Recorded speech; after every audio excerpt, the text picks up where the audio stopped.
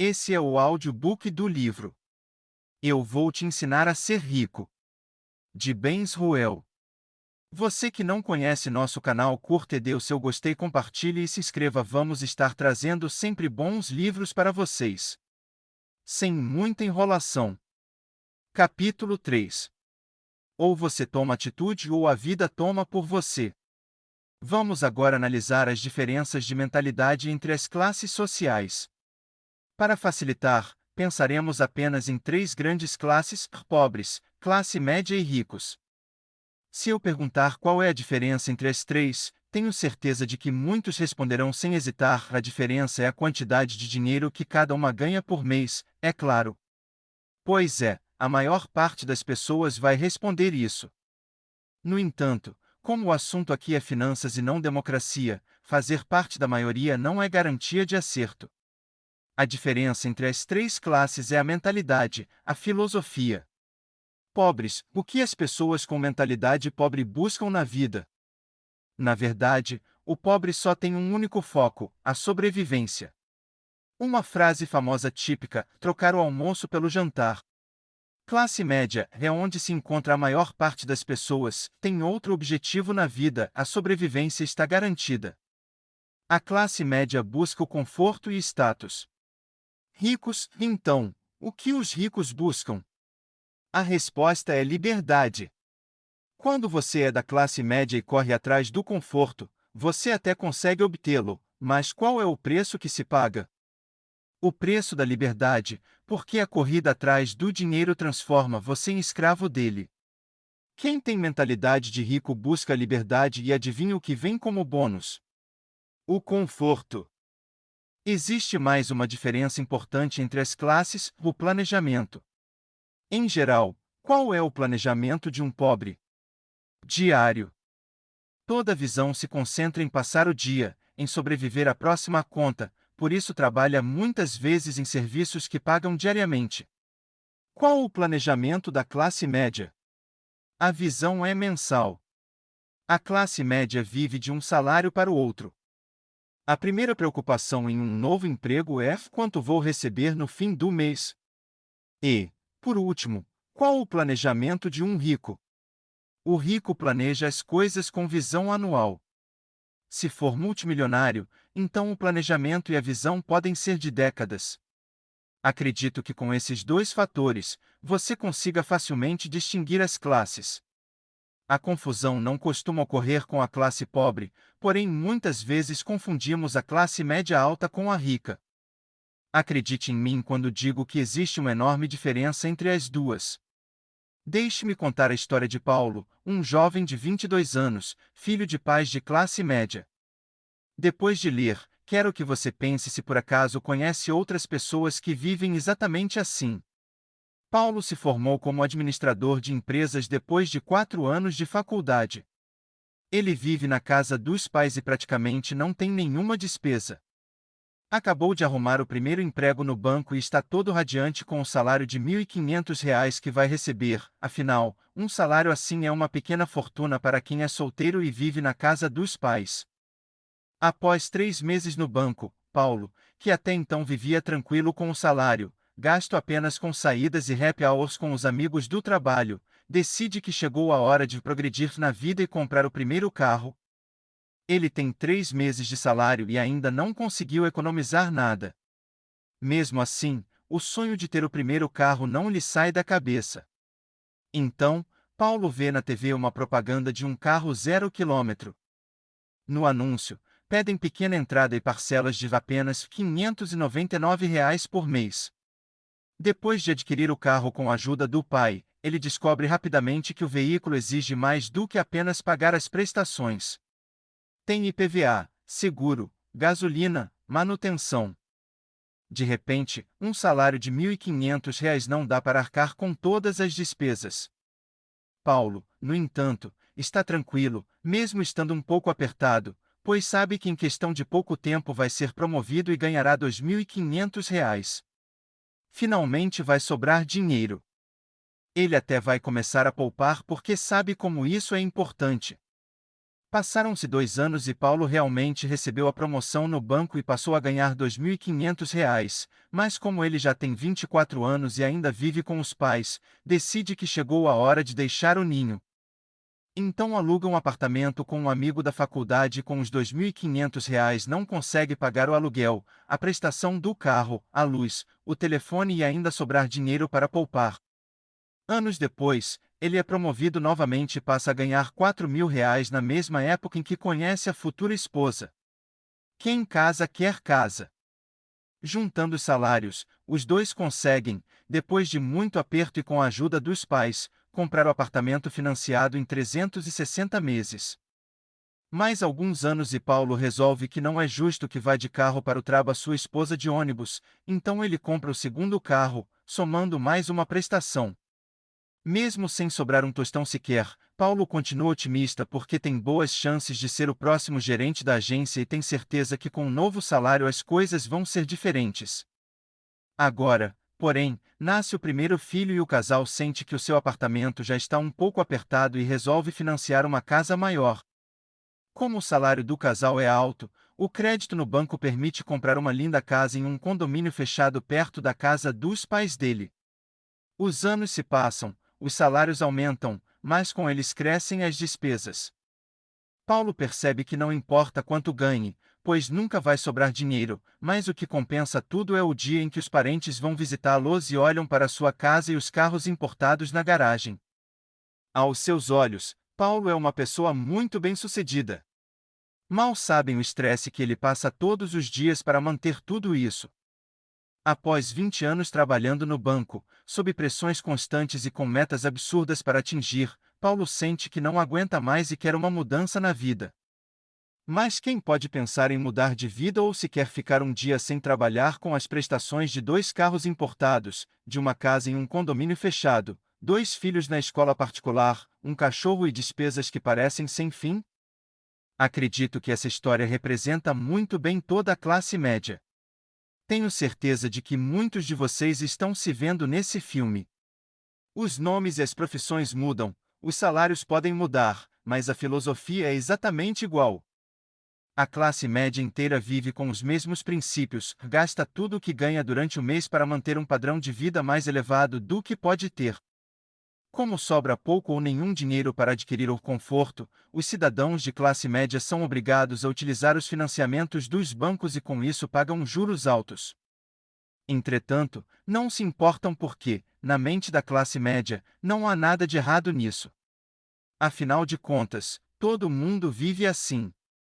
Tem a falsa impressão de que estão crescendo e evoluindo. Porque possuem cada vez mais bens de consumo e elevam o padrão de vida, mas será que realmente estão progredindo? Quero que você preste bastante atenção, que fique alerta a alguns erros que vou apresentar neste livro e que podem destruir sua vida financeira. Este é um deles. Uma crença popular é que se vamos conseguir mais dinheiro do que temos hoje, nossos problemas financeiros vão sumir como em um passe de mágica. Mas eu garanto, se você está passando dificuldade com o que ganha atualmente, ganhar mais não vai resolver seu problema, pelo menos não em longo prazo. Como assim? Não é essa a solução? Lógico que é. Hoje, eu ganho 3.000 e vivo apertado, mal conseguindo pagar as contas. Agora, aumentando meu salário para 5.000, tenho certeza de que vai começar a sobrar dinheiro todo mês, e nunca mais estarei apertado. Infelizmente essa lógica só funciona na teoria, porque na prática a maior parte das pessoas vive gastando mês após mês todo o salário, não importa a quantia. Meu amigo, responda com sinceridade, quando você ganhava os seus primeiros salários sobrava algum dinheiro? E depois, quando recebeu um aumento, começou a sobrar dinheiro? Hoje, depois de muitos anos trabalhando, você certamente deve ganhar inúmeras vezes mais que ganhava no seu primeiro salário. Agora está sobrando, certo? A resposta para a maior parte das pessoas será não. Como isso é possível? Porque, independentemente de quanto ganhamos por mês, sempre vivemos apertados? Essa é uma das principais perguntas que vou responder ao longo do livro. A filosofia da classe média é totalmente errada. porque o padrão de vida dela e a maior parte dos bens de consumo que possui estão financiados, casas, carros, etc. Acreditam serem os donos de todos os bens, afinal de contas, na televisão e nas propagandas dos bancos, é anunciado: saia do aluguel agora e adquira a sua casa própria. É lamentável, mas a classe média realmente acredita que, quando assinam o contrato do financiamento, está de fato adquirindo sua casa. Neste momento, faço a pergunta: você realmente acha que a casa é sua? Muitas pessoas se sentem ofendidas com essa pergunta. É lógico que a casa é minha. Antes, eu pagava aluguel, e agora? Comprei a minha própria casa. Desculpe-me por decepcioná-lo, sinceramente não é a minha intenção, mas eu tenho de dizer: antes, você pagava aluguel para a imobiliária, agora está pagando aluguel para o banco. Pare de pagar as prestações durante 3 meses e rapidinho descobrirá quem é o verdadeiro dono do imóvel. A maneira equivocada como a classe média vive leva a uma realidade: não importa quanto se ganha, podem ser 2.000, 5.000 ou 20.000 por mês, não faz diferença. No fim do mês, a classe média volta à estaca zero. A única diferença é o padrão de vida falso, que muda conforme os ganhos.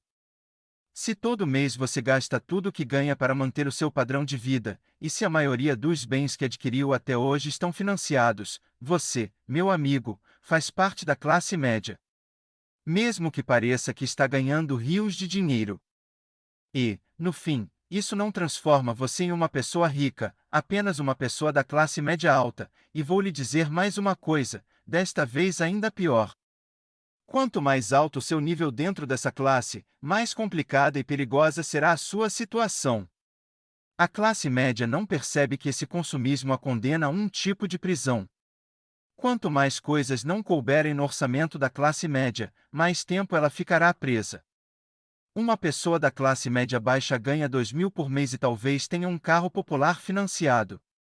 Caso perca o emprego, correrá o risco de perder apenas o carro.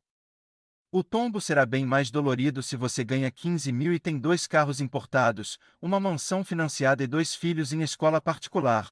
Todo o progresso na vida da classe média está baseado na entrada mensal de dinheiro para manter e pagar todos os seus bens de consumo. Todo esse status é apenas um castelo de areia. Bastam alguns meses sem salário para tudo começar a desmoronar. Mas, bem, por que você está detonando tanto a classe média? Nossos pais também viviam assim. Eu sei que nossos pais viviam dessa maneira, mas era uma realidade econômica totalmente diferente da que vivemos hoje. Há duas diferenças principais. A vida era bem mais simplificada, é só comparar do que uma pessoa precisa para criar um filho hoje do que precisava há 30 anos. O mundo não era tão consumista, as tentações eram bem menores. A segunda diferença é que os empregos eram mais estáveis. Meus pais, e tenho certeza de que os pais da maioria que me lê, entraram com 20 anos de idade em uma empresa e acabaram aposentados no mesmo lugar. Isso quer dizer que mesmo que fizessem parte da classe média e que gastassem tudo, eles podiam contar com o salário no fim de cada mês para arcar com seus compromissos. No mundo de hoje, em média, um trabalhador troca de emprego 9 vezes ao longo de sua carreira. Podemos viver com a mesma tranquilidade? Se você depende mês após mês da entrada do seu salário para se manter e pagar todos os seus compromissos, eu posso prever que, ao longo da sua vida, várias e várias vezes vai passar muito sufoco, se é que já não está passando. Qual é a filosofia dos ricos? Preste bem atenção. Muitas pessoas acham que os ricos são medidos pelo valor que ganham por mês. Isso é um pensamento de classe média. Os ricos são diferenciados não pela quantidade que ganham por mês, e sim, pelo método que empregam nos gastos. A primeira regra é: não importa quanto ganhe por mês, o rico sempre gasta menos do que ganha. Ele vive em um padrão bem abaixo de seus ganhos mensais. Nas próximas páginas, vou ensinar como fazer isso na prática, mas neste momento quero que a frase seguinte fique gravada em sua mente para o resto da sua vida. A primeira regra para construir a sua liberdade financeira é viver com um padrão de vida mais baixo do que o permitido pelo que você ganha. Se você gasta todo mês a sua renda mensal, posso lhe garantir que você nunca sairá da corrida dos ratos da classe média, nunca construirá a sua liberdade financeira. Se você, porém, seguir as minhas orientações, prometo que vou levá-lo à terra prometida. A segunda regra, a diferença entre o que o rico ganha e o que ele gasta com o padrão de vida é investida. O rico investe para adquirir ativos que podem lhe render mais dinheiro, como imóveis para alugar, negócios que vão lhe render lucros sem precisar da sua presença, associar-se a uma empresa de MMN, marketing multinível, a fim de construir uma renda passiva. Mantendo o mesmo padrão de vida e com mais dinheiro entrando, a consequência é uma sobra de dinheiro cada vez maior, o que vai lhe permitir investir ainda mais e aumentar mais depressa os ganhos de seus ativos. O dia em que o fluxo de dinheiro vindo dos seus ativos for maior que o valor necessário para manter o padrão de vida será o primeiro dia de sua vida com liberdade financeira. Liberdade financeira ocorre quando os ganhos dos seus ativos são maiores que as despesas com seu padrão de vida. Só que não para por aqui. Agora, o rico tem um fluxo de dinheiro vindo de seus ativos que não apenas está cobrindo suas despesas, mas também permitindo que sobre mais dinheiro para reinvestir, o que lhe permite adquirir ainda mais ativos que lhe rendem mais dinheiro e assim sucessivamente. Você vai entender, agora, de onde vem a letra da música que diz: os ricos cada vez ficam mais ricos e os pobres cada vez ficam mais pobres. Neste ponto você deve estar querendo me perguntar, mas, bem, como eu faço essa mudança na prática? A vida toda, fiz parte da classe média, e sempre prometo para mim mesmo que vou começar a poupar e nunca cumpro a promessa. Como começar?